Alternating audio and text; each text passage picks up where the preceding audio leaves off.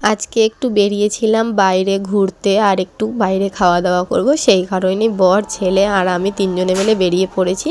প্রথমে এসেছিলাম আমাদের ঔরঙ্গাবাদের এম বাজারে। তো এইখানে দেখছিলাম যে শীতের কালেকশান ঠিক কীরকম এসেছে। তো মোটামুটি খুব ভালোই এসেছে শীতের কালেকশান। তো এখান থেকে আমরা দুটো জিনিস নিয়েছিলাম। তো আর সোয়েটার এইসব জিনিস আমার ছেলের জন্যই দেখতে গিয়েছিলাম, কিন্তু ভাবলাম যে না এখন নেব না, কিছুদিন পরে নেব, একটু অফার টফার দিক তখন নেব, সেই কারণেই আর কোনো কিছু নেওয়া হয়নি। তো দুটো জিনিস নিয়েছিলাম, সেই সবই নিয়ে দেখো এখানে বিল করে নিল। একটা পাপোশ নিয়েছিলাম আর একটা কি নিয়েছিলাম ঠিক মনে পড়ছে না। তো দুটো জিনিস নিয়ে আমি চলে এসেছিলাম আরও একটা মলে। তো এখানে একটা কলকাতা মার্টও করেছে।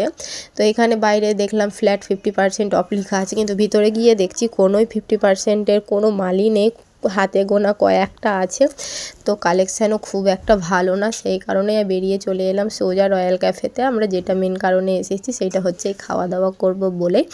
তো খাবারের জন্য একটু ওয়েট করতে করতে ভাবলাম যে চলো একটু ক্যাফেটা তোমাদেরকে ঘুরিয়ে দেখাই। তো খুবই সুন্দর করে সাজানো, আর মোটামুটি এখানকার খাবার খুব একটা ভালো সেটাও বলবো না, কিংবা খুব একটা খারাপ সেটাও বলবো না। তো আমার বর করেছিল বিরিয়ানি, আর আমার ছেলে খাচ্ছিল চাউমিন, আর আমি এসব কিছুই খাইনি। আমি নিয়েছিলাম লাস্টে মোমো। তো মানে মোমোটা এতটা মানে খেতে খারাপ ছিল কি বলবো, মানে একটুও ভালো লাগেনি আমার খেতে। আর শেষ পাতে একটু চিকেন স্যুপও ছিল।